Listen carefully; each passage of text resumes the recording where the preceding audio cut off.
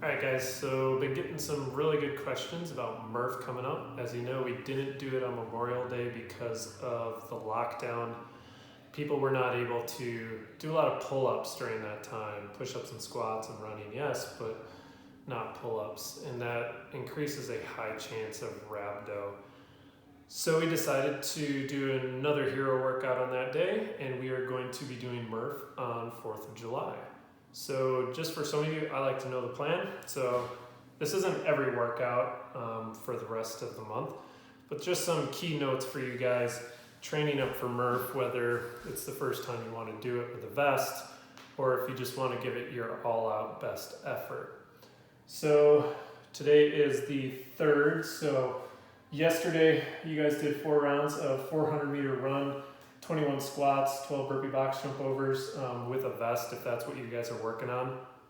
If you're working on going with a vest, I will annotate on here where you guys should try and do it if you have certain times. Remember, Murph with a vest should always be done in or around 55 minutes or less, never really over an hour.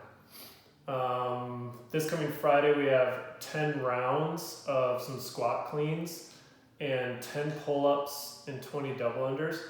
Those pull-ups, you're not gonna do too many of them, so try and go unbroken, no vest there. But big pull-up sets, all 10. Saturday, we have 10 rounds of some sprints, some push-ups, some more sprints and some shouldered overhead. Those push-ups, there's 12 of them per round, and those should all be good quality push-ups, unbroken.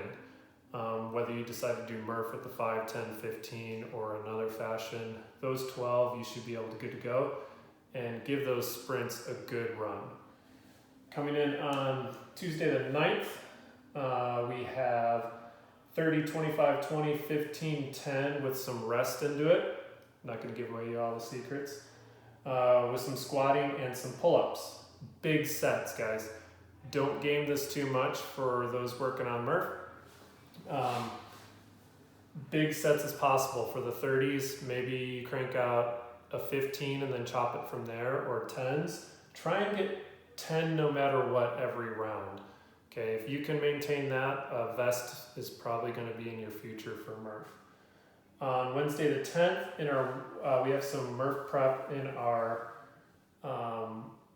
warm-up and cool-down, and that's going to be on push-ups. We have 3x20 on push-ups, and then in the cool-down, intermixed in there, we have some max set of push-ups.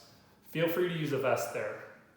If you can crank out 10 push-ups unbroken, throw a vest on and see, but don't go to singles. If you're going to singles, take the vest off and get some more big sets. Friday the 12th, we have a 3-rounder, and in that 3-rounder, there's a set of 50 air squats. So you're gonna be doing 150 air squats. One pace, don't stop. If you're breaking up air squats, we're not gonna throw a vest on you. So for Murph, but for that workout, there's no vest, just try and get one steady pace, a good pace for all 50. We have a little bit of a break, and then on Saturday we have another hero workout, and there's a 1 3/4 miles worth of running. There are 400s, I believe. Run it at your mile pace that you want to run at. Pacing is always the key with running, so keep track of that. Run those 400s, do the math beforehand if you want, but if you're running at an 8-minute mile pace, maintain that, or you can pick it up just a little bit if you'd like.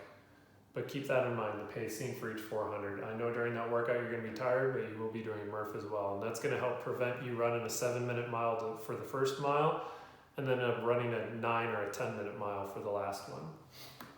Here at Monday the 22nd, in the warm-up, we have 10 push-ups for 3 rounds. That's another prep piece. In the cool down, we have 3x20 push-ups and 3x12 pull-ups.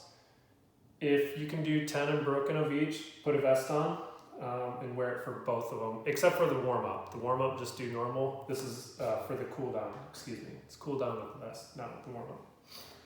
Wednesday the 24th, we've got an 800-meter run in the warm-up.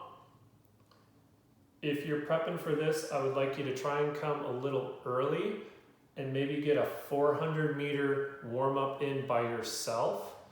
And then when you go out for your 800-meter for the actual class, give it a good go. Try and run that 800-meter pretty hard, but you need to warm up beforehand. Don't make that the first piece.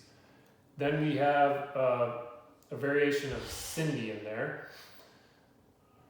If you're looking to do your Murph portion, 5, 10, 15 in the center, which is a great way to do it for your first time to complete it, keep it that way, 5, 10, 15. If you can routinely get 15 plus rounds of Cindy, that's 20 minutes of 5, 10, 15, try throwing a vest on. It might be something that you can do, but if you're gonna put a vest on and only get 10 rounds, then that's not for you. My new favorite way of doing Murph is 10, 20, 30, and 10 rounds of that. So that is another option of you doing Cindy like that, okay? Friday the 26th, we have a similar run piece to Murph. There's a mile bookended the workout and then 800 meters in the middle. Run those 1 miles like you mean it. The workout pieces will let your heart rate come down a little bit, but you'll still be up there. An option for this, guys, is run with a backpack and have 20 pounds in it, and you just throw it on and then you peel it off as you come in for the WOD piece. Or you can do that with a vest. That's if you run under an 8-minute mile. All right, if you're considerably over that, or I'd even let you go into the 8:30-minute mile without a vest, just plain running. If you can do that, then go ahead and grab a vest for that workout. It'll be a good prep for you. I'm not sure if you can see on the camera here, Monday 29th, we have some pull-ups, about 45 of them broken down into 21, 15, 9. Try and get 11 and 10 for that. Then 10 and 5, and then all 9 unbroken. Okay, that's just a small piece, but you should be able to do fairly well at those. Ideally, if you're doing Murph with a vest, you'll be able to do all 21, 15, and 9 of those unbroken with pull-ups. On the 30th, we have some ring dips. There's 10 of them in the workout. These should be a good prep for you for Murph. It gets the triceps going, keeps the elbows in a good position. Make sure you try and hit these days. Wednesday the 1st, we have 12 wall balls thrown into a workout, and they're 30-pounders. You should be able to do those for the first few rounds unbroken. All right, it's only 12. Try and push through and get it. We're gonna have a couple down days with nothing else hit. This will be the last real piece, and it's not all that much. It's just heavy wall balls. And then we'll do Murph on the 4th. There's a lot of different ways to do it. A lot of different strategies. My personal goal is to get under 40 minutes, so in the 38, 39 minute category. So if you guys plan on doing it and wanting a good time, or you're wanting to try and do it with a vest, try and hit these days. There's about 3 days per week with an exception of the middle. It's kind of a download week. So make sure you're trying to come in and get those. There are pieces in the warm-ups and cool-downs, as I just explained. So these are specific, because some questions came up, are there any specific days I should try and hit? You should try and hit them all to build up your endurance and volume pieces, right? But these are the very specific ones that are in the program for Murph. Good luck and hope to see you there.